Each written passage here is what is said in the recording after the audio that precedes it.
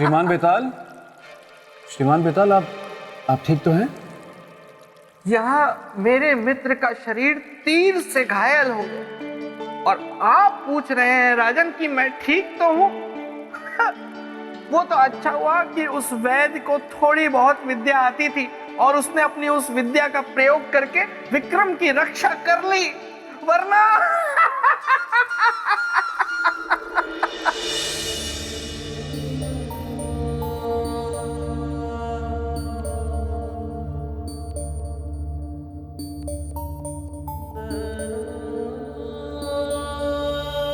वैद्य जी।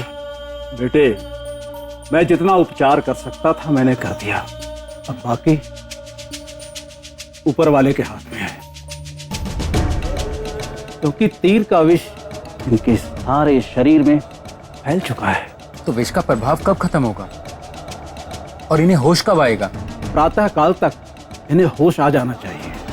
यदि होश न आए तो इनके सगे संबंधी को सूचित कर।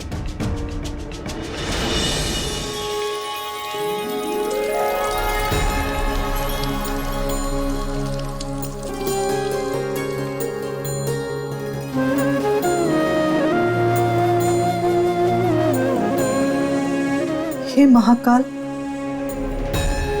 जीवन मृत्यु सबको अपने वश में रखने वाले हे महाकाल, हमारी भी पुकार सुन लीजिए। हमारे आंचल में हमारे सुहाग का जीवन डाल दीजिए, डाल दीजिए।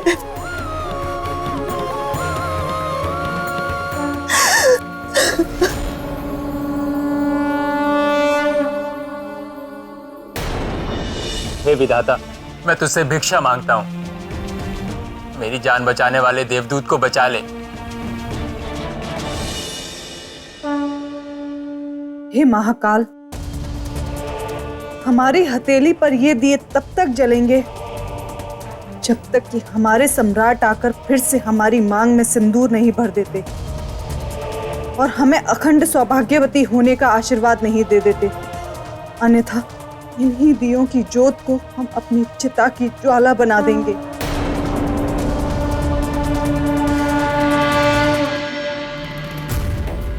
ओम त्र्यंबकं यजामहे सुगंधिं पुष्टिवर्धनम् उर्वारुकमिव बन्धनात् मृत्युर्मुक्षीयमामृतात्। ओम त्र्यंबकं यजामहे सुगंधिं पुष्टिवर्धनम् उर्वारुकमिव बन्धनात् मृत्युर्मुक्षीयमामृतात्। ओम त्र्यंबकं यजामहे सुगंधिं पुष्टिवर्धनम् उर्वारुकमिव बन्धनात् मृत्युर्मुक्षीयमामृतात्। हे महाकाल, ये कैसा नृत्य? ओम त्र्यंबकं यजामहे सुगंधिं पुष्टिवर्धनम् उर्वारुकमिव बन्धनात् मृत्युर्मुक्षीयमामृतात्। ओम त्र्यंबकं यजामहे सुगंधिं पुष्टिवर्धनम् उर्वारुकमिव बन्धनात् मृत्युर्मुक्षीयमामृतात्।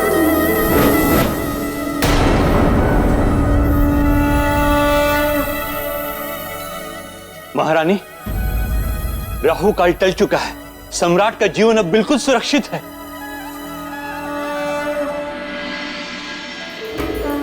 जय हो महाकाल, जय हो।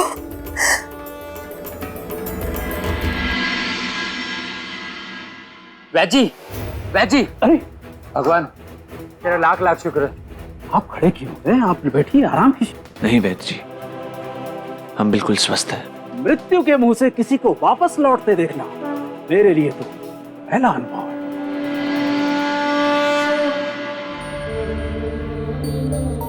कभी कभी जो औषधि नहीं कर सकती वो आराधना कर जाती है। अवश्य ही आपका जीवन प्रार्थना और आराधना का ही फल है।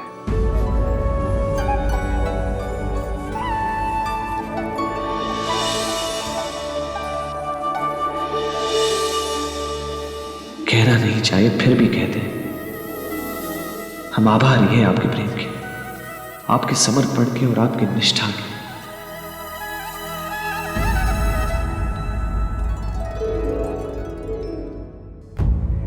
आपका बहुत बहुत धन्यवाद बेट जी। खुश रहो, हम पास के जंगल से कुछ औषधि लेकर आता हूं।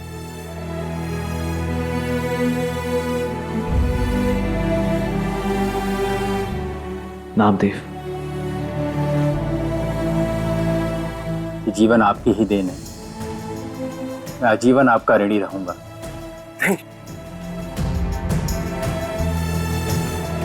नहीं तो हम आपके रहेंगे। अपने जीवन की चिंता ना करते हुए आपने हमारे जीवन की रक्षा की। किंतु नामदेव, आप अभी भी इस संकट से मुक्त नहीं हो। सैनिक आपको अभी भी खोज रहे हैं। वे मुझे खोज कर भी नहीं ढूंढ पाएंगे। इस रात से मेरा मन उठ चुका है। मैं अपनी माँ को लेकर यहाँ से चला जाऊंगा। कहीं नहीं तो जंगल में ही चले जाएंगे, परंतु इस राज्य में कभी वापस नहीं आएंगे। कहीं और जाकर तू राजा से बच जाएगा, पर काल से नहीं। और काल से बचने का एक ही उपाय है, उस समस्या का अंत हो जिसके कारण तुम्हारे जीवन पर यह संकट आया है। नामदेव, नामदेव। जी सम्राट। आपकी मृत्यु दंड का कारण क्या? क्या अपराध किया था आपने? मेरी जानकारी में तो कुछ नहीं, परंतु वे मुझे विश्वासघाती कह रहे थे। रानी को छुपाने की बात कर रहे थे। अब एक काम कीजिए, व्यास नदी के तट पर अपनी माताश्री के साथ हमारी प्रतीक्षा कीजिए। हम आपको वहीं मिलेंगे। जी सम्राट।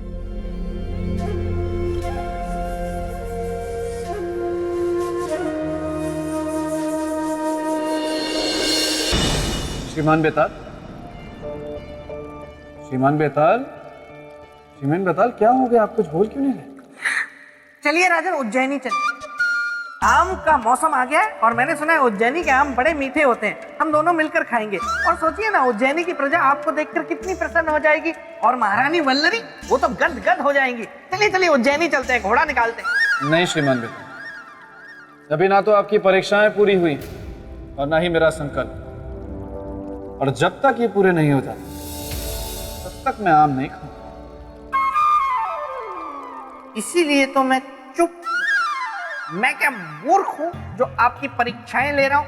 आपकी मैं दादी या नानी हूं जो आपको कहानियों पे कहानियां सुना रहा हूं? मैं अब ये सब कुछ नहीं करूंगा। मैं समझा नहीं। इसीलिए मैं आपको समझा रहा हूं। भूल जाइए ये सब कुछ राजन, भूल जाइए ये सिंहासन, भूल जाइए ये परीक्षाएं, भूल जाइए मुझे, बस कहानी खत्म। बेताल, तुम पुनः अपने पद से भटक रहे हो। तुम्हें इसका कठोर दंड मिलेगा। नहीं नहीं, वो मैं भावनाओं में बह गया, इसीलिए ये कह गया।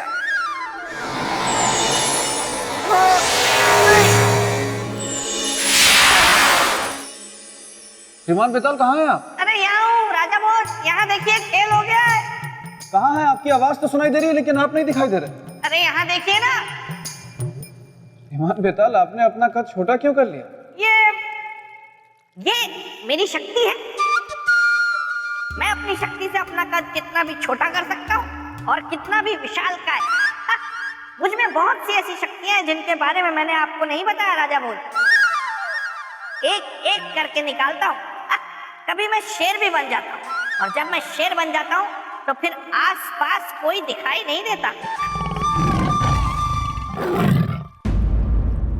आप ये सब छोड़िए, आप सुनिए आगे क्या हुआ। अवश्य। मैं बड़ी कथा आपको छोटे कद से सुनाऊंगा। कैसे बचकर गया वो घुड़सवार? क्षमा करें महाराज, वो हमारे हाथों से बचकर अवश्य चला गया है, पर काल के हाथों वो नहीं बचेगा। हमने तीरों से पूरी तरह उसे भेद दिया है। राजन, परोपकार की रक्षा के लिए मेरे मित्र विक्रमादित्य अपने प्राणों को भी दांव पर लगा दिया, और नामदेव का जीवन बचाने के लिए अपने जीवन की आहुति देने से भी नहीं चूके, और रुद्र प्रताप के सम्मुख जाकर खड़े हो गए। सेनापति, उसका पकड़ा जाना महत्वपूर्ण था, उसका जीवित होना या मृत होना नहीं। यदि तुम लोग उसको पकड़ लेते तो नामदेव के उस षड्यंत्रकारी साथी से हम महारानी का पता लगा सकते थे। महाराज, महाराज,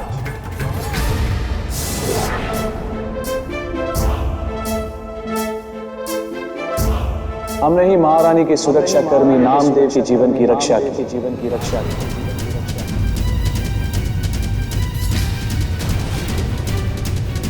चक्रवर्ती सम्राट विक्रमादित्य, आप? हाँ, आपके जैसा धर्मिष्ठ, चरित्रवान, उदार और परोपकारी राजा, और आपने किया ऐसा षड्यंत्र? नहीं, तो इसे और क्या कहेंगे? मानवता महाराज, और इसी की खातिर हमने एक निर्दोष का जीवन बचाया, ताकि राज धर्म का दंड विधान प्रश्नों के घेरे में खड़ा ना हो। और अब अगर आपकी अनुमति हो तो एक सम्राट एक महाराज से प्रश्न पूछना चाहेगा। कैसा प्रश्न? नामदेव के मृत्यु दंड का प्रश्न। इतने कठोर दंड का कारण क्या था? उसका विश्वासघात, उसका छल, उसकी बदनीयति। जिस स्थान ने उसको समाज में सम्मान दिया, उसी स्थान का उसने सर्वनाश किया। अपहरण किया है उसने हमारी महारानी का, अगवा करके ले गया है वो हमारी अर्धांगिनी को। किंतु महाराज, इस बात को आप इतने विश्वास से कैसे कह सकते हैं कि महारानी का अपहरण नामदेव ने ही किया था? इसका कोई ठोस प्रमाण, कोई साक्ष्य है आपके पास? हाँ है, और ठोस प्रमाण है। क्या है? नामदेव महारानी रागेश्वरी का निजी अंगरक्षक था। कल की ही बात है, महारानी नाग देवता की पूजा करने हेतु नाग मंदिर के लिए जा रही थी। महाराज, आप निराश ना हो, हमारी नागदेव की पूजा व्यर्थ नहीं जाएगी। नागदेव की कृपा से हमें संतान सुख अवश्य ही प्राप्त होगा। नागदेव के प्रति आपकी निष्ठा ने अब हमें भी आशाओं से भर दिया है। हमारी संतान बेल बढ़ेगी, हम भी अब निसंतान नहीं रहेंगे। महाराज की जय हो, महारानी की जय हो। नाग मंदिर जाने की पूरी तैयारी हो चुकी है। चाहिए महारानी। और उसके बाद आरती प्रारंभ होते ही जो अनर्थ हुआ, हम आपसे उसका वर्णन भी नहीं कर सकते सम्राट। ऐसा क्या अनर्थ हो गया महाराज? हे नाग देवता, हमारी प्रार्थना स्वीकार कीजिए। हमें मां बनने का गौरव प्रदान कर हमारे व्रत को सफल कीजिए।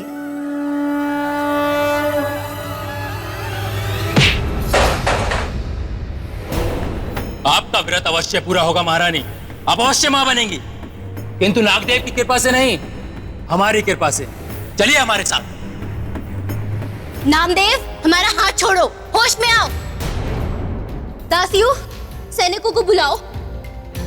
आदेश नहीं महारानी, अनुरोध कीजिए, क्योंकि आदेश अब हमारा अधिकार है और उसका पालन आपका। और हमारा आदेश यह है कि अभी आप हमारे साथ चलेंगी।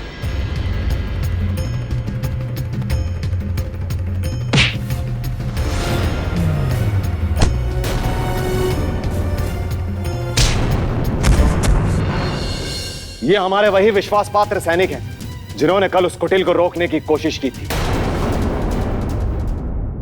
ये हमारे वही विश्वास पात्र सैनिक हैं जिन्होंने कल उस कुटिल को रोकने की कोशिश की थी। नामदेव का वैसा भयानक रूप हमने आज तक नहीं देखा सम्राट। और सम्राट, ना जाने उसमें इतनी शक्ति कहां से आ गई। हम लोग मानो उसके सामने चींटी थे।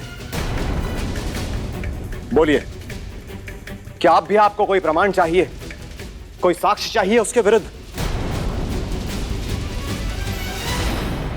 महाराज, कभी कभी रस्सी को देखकर भी सांप का भ्रम हो जाता है।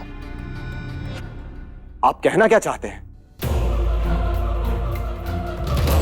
यही कि नामदेव निर्दोष है।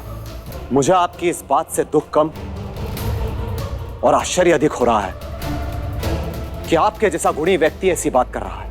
नामदेव के समर्पण को, उसके कर्तव्य परायणता को आप देख भी नहीं पा रहे। महाराज, इसीलिए आपसे अनुरोध है कि हमारे आने तक नामदेव को दंडित करने का अपना यह निर्णय स्थगित रखिएगा। आशा है कि आप मान रखेंगे हमारी अनुरोध का। ठीक है, हम आपके आने तक प्रतीक्षा करेंगे। धन्यवाद। और महारानी रागेश्वरी के स्वागत की भी तैयारी करके रखेगा।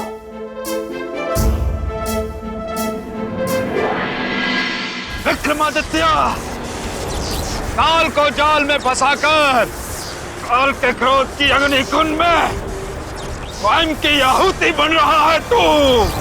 इसका अंजाम बहुत बुरा होगा विक्रमादित्य। अपना भला चाहता है तो मुक्त कर मुझे और जाने दे नामदेव के पास विक्रमादित्य।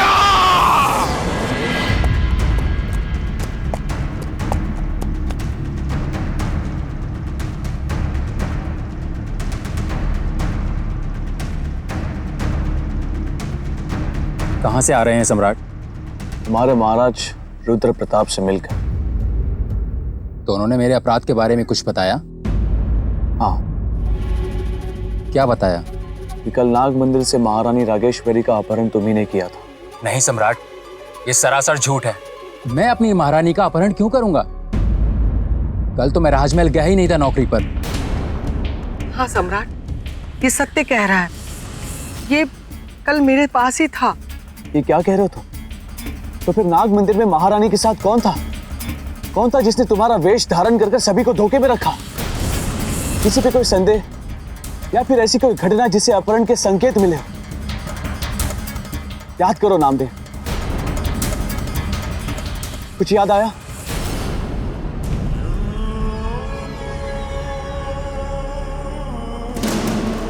हाँ सम्राट, मुझे कुछ कुछ याद आ रहा है। क्या याद आ रहा है नामदेव?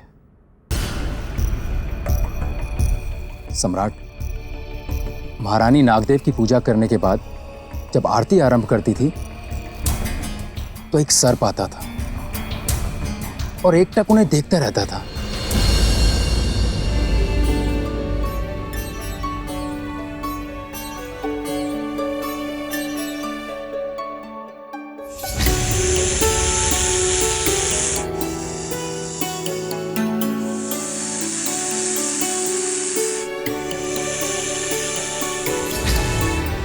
पहले तो मैंने साधारण सी बात समझकर उस पर ध्यान नहीं दिया, परंतु जब वो प्रतिदिन आने लगा तो एक दिन मैंने द्वार पर ही उसका रास्ता रोक लिया।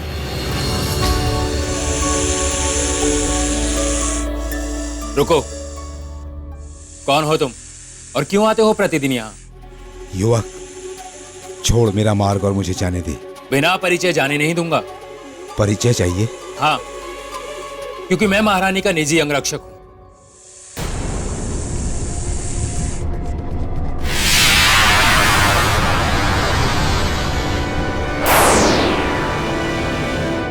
नादान युवक, मैं तक्षक नाग हूं, विषधर तक्षक नाग।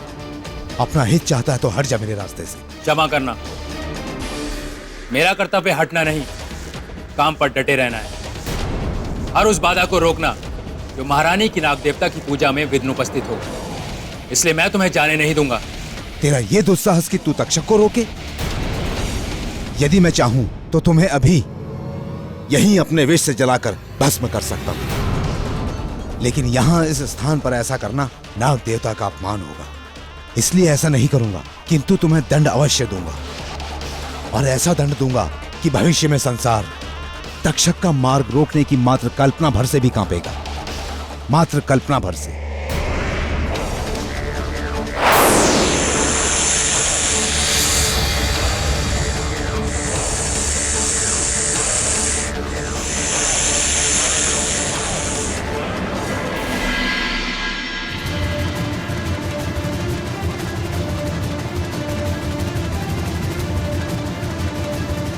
इसका अर्थ है कि तक्षक नाग के साथ तुम्हारी बहस हो गई। हाँ सम्राट, समझ गए।